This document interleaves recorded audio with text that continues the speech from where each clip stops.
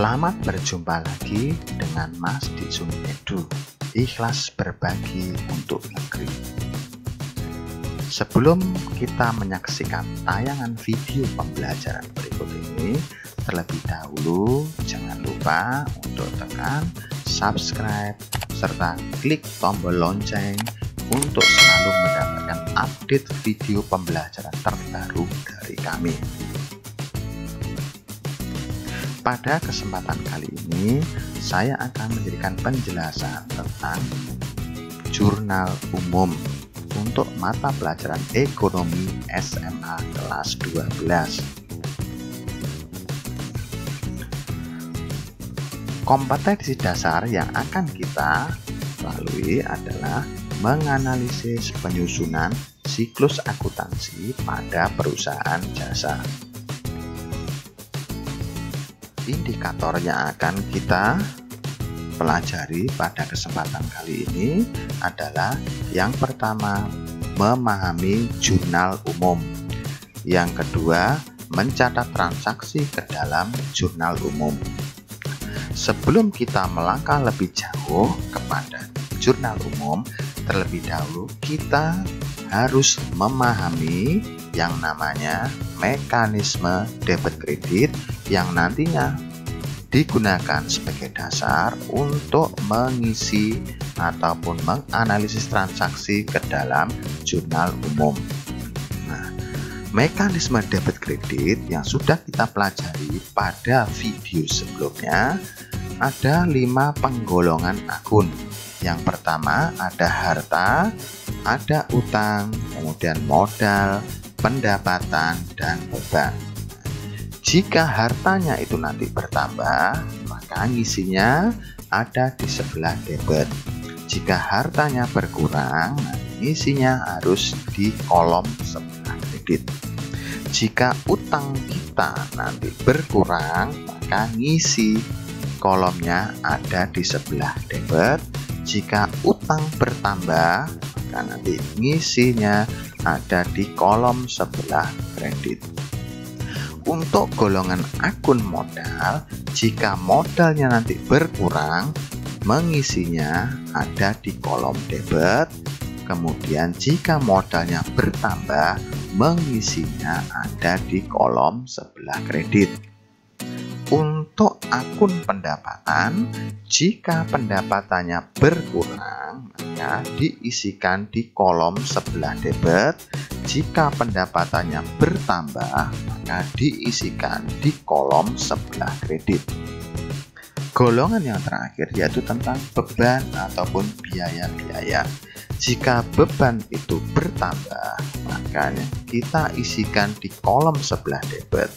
Jika beban itu berkurang, maka kita isikan di sebelah kredit. Mekanisme debit kredit ini merupakan kunci untuk bisa mengerjakan ke dalam kolom jurnal umum.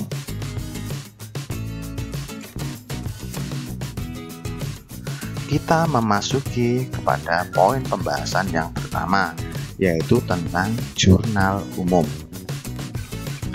Jurnal umum itu sendiri definisinya adalah tempat mencatat transaksi secara kronologis dan sistematis dari transaksi-transaksi finansial perusahaan menurut aturan waktu kejadian. Jadi dalam jurnal umum nanti itu akan berisikan secara kronologis dan sistematis terhadap transaksi-transaksi yang terjadi dalam sebuah perusahaan.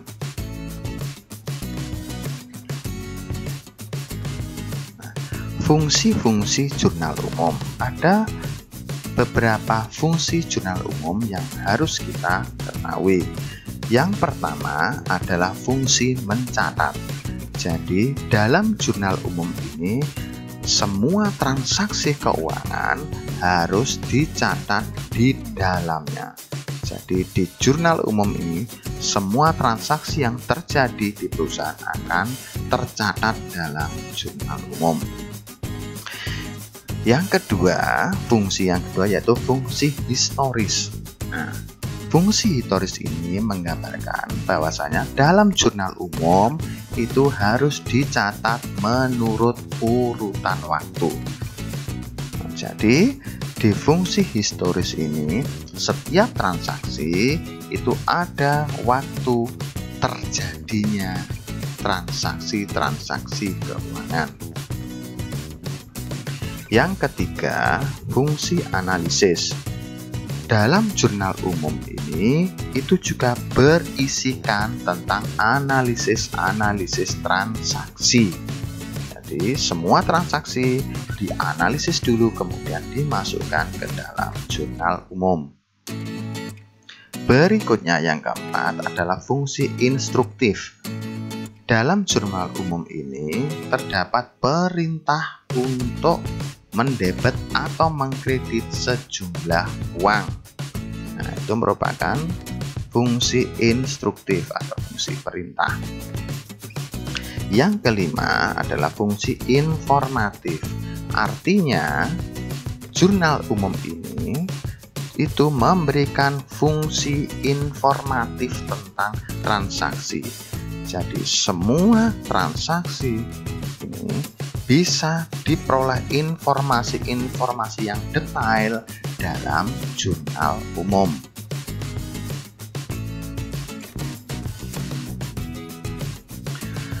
Pembahasan yang kedua adalah bentuk jurnal umum. Secara umum, bentuk jurnal umum adalah seperti ini. Jadi, di lembar jurnal umum, di atas sendiri itu ada nama perusahaan. Di bawahnya, di line 2 ada keterangan tentang jurnal umumnya. Yang ketiga, di baris ketiga adalah periode waktu kapan terjadinya transaksi tersebut. Bentuk kolomnya ada beberapa kolom yang ada dalam jurnal umum. Yang pertama ada kolom tanggal. Di kolom tanggal ini diisikan kapan terjadinya transaksi tersebut. Yang kedua adalah kolom keterangan. Di kolom keterangan ini nanti berisikan akun-akun yang berpengaruh terhadap transaksi tersebut. Yang ketiga adalah kolom referensi, di mana ini nantinya di kolom referensi ini akan diisikan nomor-nomor perkiraan ataupun nomor-nomor akun jika nanti akun ini ataupun akun yang di jurnal umum ini sudah akan digunakan pada saat posting ke buku besar. Jadi, jika nanti transaksi ini akan diposting di buku besar, maka di referensi akan dituliskan kode-kode akun. Kemudian ada kolom debit. Kolom debit di sini nanti akan diisikan sejumlah uang sesuai dengan analisis transaksi tadi. Jadi diisi besarnya uang yang terjadi dalam transaksi tersebut. Berikutnya adalah kolom kredit. Di kolom kredit ini juga berisikan jumlah uang yang sesuai dengan analisis transaksi tersebut. Di atasnya sementara ada kolom halaman. Nanti jurnal ini bisa dalam sebuah perusahaan, jurnal ini juga bisa terjadi berlembar-lembar. Jadi kalau masih terjadi di halaman di hanya satu lembar saja, maka diisi kolom halaman 1. Kemudian kalau tidak cukup, kemudian halaman 2 dan seterusnya. Demikian adalah bentuk dari jurnal umum. Berikutnya, kita akan mencoba memulai mencatat transaksi ke dalam jurnal umum. Bagaimana cara kita mencatat transaksi tersebut, kemudian kita masukkan ke dalam jurnal umum? Beginilah pembahasannya. Ada contoh soal. Tanggal 1 Januari, Tuan Gunawan memulai usaha jahitnya dengan menyetor uang tunai sebesar 50 juta rupiah sebagai modal awal usahanya. Dari transaksi ini, sebelum kita masukkan ke dalam kolom jurnal umum, terlebih dahulu kita lakukan analisis. Nah, dari soal ini, maka kita analisis. Karena memulai usaha jahitnya dengan menyetorkan uang tunai, maka pencatatan yang terjadi dalam perusahaan adalah kas perusahaan nanti akan bertambah senilai 50 juta rupiah. Sesuai dengan mekanisme debit kredit, kas adalah termasuk akun harta, sehingga nanti hartanya bertambah, nanti ngisinya ada di sebelah debit. Kemudian di samping kas bertambah, karena digunakan sebagai modal awal usaha, maka modal perusahaan akan bertambah. Di sini saya tulis modal Gunawan karena ini adalah milik pribadi Tuan Gunawan, sehingga modal Gunawan nanti akan bertambah juga sebesar 50 juta rupiah. Sesuai dengan mekanisme debit kredit tadi, jika modal bertambah maka ngisinya ada di kolom kredit. Sehingga di jurnal umum akan tampak seperti ini. Kolom kopnya, kolom lembar baris pertama yang ada di atas, kita isi nama perusahaannya. Kita anggap ini adalah usaha penjahit, sehingga kita beri nama Penjahit Gunawan. Kemudian jurnal umum, berikutnya periodenya, kapan jurnal ini dilakukan pencatatan, bulan Januari 2020. Halaman ini adalah lembar pertama dulu. Kolom tanggal diisikan tanggal 1 Januari. Kas tadi diisikan di keterangan, akun-akunnya bermodal kas bertambah. Kemudian ada juga modal bertambah. Kas bertambah sebelah debit, kita isikan di kolom debit 50 juta. Kemudian modal juga bertambah di sebelah kredit. Untuk catatan saja bahwasanya dalam penulisan di jurnal umum, untuk kolom sebelah kredit maka menulisnya agak masuk ke dalam sedikit. Nah, jadi kalau sebelah debit pas di pinggir kiri, maka untuk yang isi di kolom sebelah kredit agak masuk ke dalam. Ini sebagai catatan. Kita lihat contoh lain. Contoh berikutnya, tanggal 3 Januari dibeli peralatan jahit dan obras senilai 10 juta rupiah tunai. Dari transaksi ini kita analisis yang terjadi. Karena dibeli peralatan jahit dan obras, maka peralatan jahit dan obras akan bertambah senilai 10 juta rupiah dan akan sesuai dengan mekanisme debit kredit akan diisikan di kolom sebelah debit.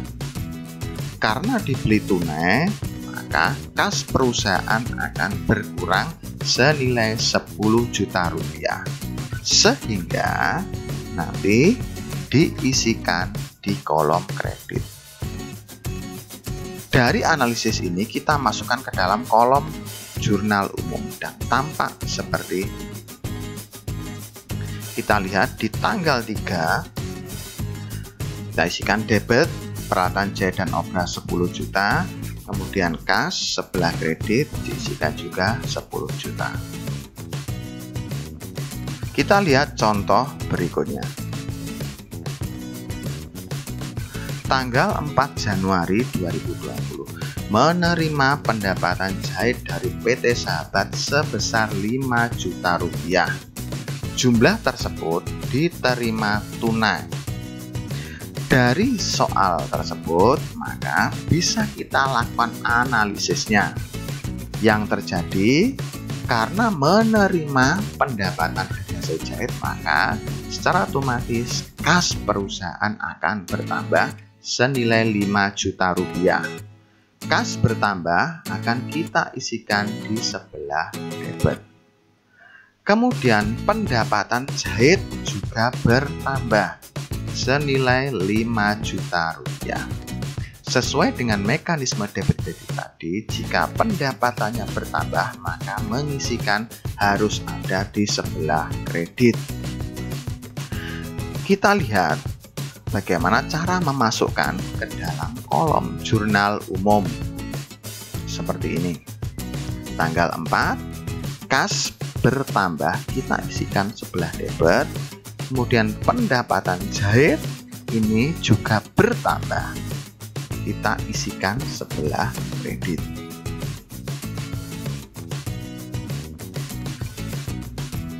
Kita coba soal yang lain. Tanggal 6 Januari diterima pinjaman dari bank untuk memperbesar kegiatan usaha sebesar 10 juta rupiah. Perusahaan memperoleh bantuan pinjaman bank. Dari sini analisis transaksinya adalah karena mendapat pinjaman dari bank, maka kas perusahaan jelas akan bertambah sebesar 10 juta rupiah. Karena mendapatkan pinjaman dari bank, maka analisisnya utang bank juga akan bertambah sebesar 10 juta rupiah.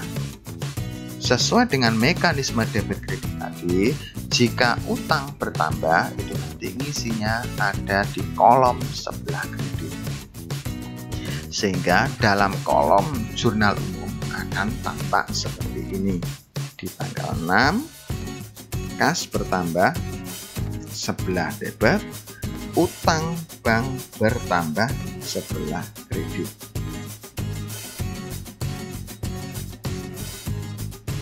Contoh soal berikutnya, tanggal 10 Januari dibayar biaya reparasi mesin obras Rp500.000.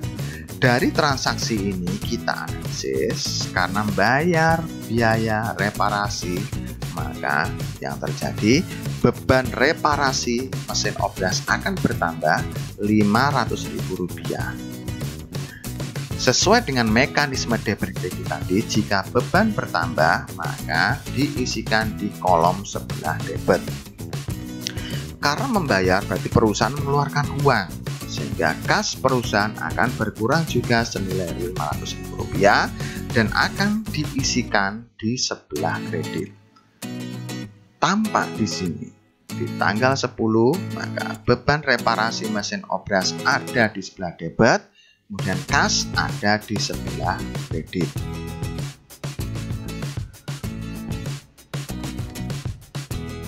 Contoh berikutnya, di tanggal 12 Januari 2020 telah dikerjakan pekerjaan jahit senilai Rp10 juta.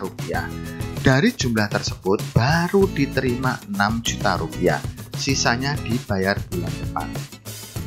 Dari soal ini, maka kita bisa mengambil atau menganalisisnya seperti ini. Telah dikerjakan pekerjaan jahit senilai Rp10 juta dan kita baru menerima Rp6 juta. Sehingga secara tunai, maka kas perusahaan akan bertambah senilai Rp6 juta. Kas bertambah, nanti kita isikan di kolom sebelah debit. Karena masih dibayar Rp6 juta, maka perusahaan juga mempunyai tagihan atau piutang, sehingga piutang usaha juga akan bertambah. Nah, perusahaan punya tagihan senilai Rp4 juta, diisikan juga di sebelah debit. Karena telah selesai melakukan pekerjaan jahit, maka perusahaan juga memperoleh pendapatan usaha jahit. Nah, pendapatan usaha juga bertambah senilai Rp10 juta. Sesuai dengan mekanisme debit kredit tadi, jika pendapatan bertambah, maka mengisinya ada di kolom kredit.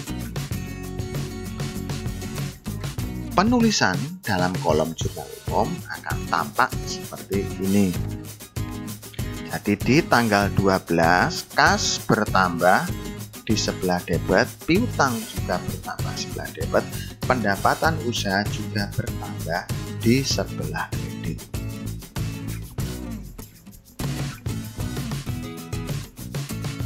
Kita coba lagi soal berikutnya. Tanggal 15 Januari 2020, Tuan Gunawan mengambil uang perusahaannya sebesar Rp1.500.000 untuk keperluan pribadi. Dari transaksi ini bisa kita analisis. Karena terjadi pengambilan pribadi, maka price-nya akan bertambah senilai Rp1.500.000 sebelah debit. Karena di samping price-nya bertambah, maka kas perusahaan juga akan berkurang akibat adanya pengambilan uang oleh pemilik senilai Rp1.500.000 yang nanti kita ngisinya ada di sebelah kredit. Pengisian dalam jurnal umum akan tampak seperti ini. Price sebelah debit, kas ada di sebelah kredit. Nah, dari seluruh transaksi ini, jika sudah selesai kita kerjakan, jangan lupa dilakukan penjumlahan. Debit dijumlah semuanya sehingga menghasilkan 87 juta. Kredit juga dijumlah semuanya menghasilkan 80 juta rupiah. Sehingga dari transaksi jurnal ini yang perlu kita garis bawahi bahwasanya di akhir penjurnalan umum nanti nilai debit harus sama dengan nilai kredit. Sekali lagi, jumlah debit dan kredit harus dipastikan sama. Jika masih terjadi ketidaksamaan, maka perlu sekali lagi dicek transaksi-transaksi tersebut. Mungkin terjadi kesalahan analisis dan juga kesalahan dalam memasukkan ke dalam lembar jurnal umum. Bagaimana? Semoga penjelasan berikut ini membawa pencerahan tentang bagaimana cara mengerjakan jurnal umum secara singkat dan jelas. Semoga keterangan-keterangan tadi penjelasan bisa bermanfaat bagi pemirsa semuanya. Terima kasih dan sampai jumpa pada video pembelajaran berikutnya.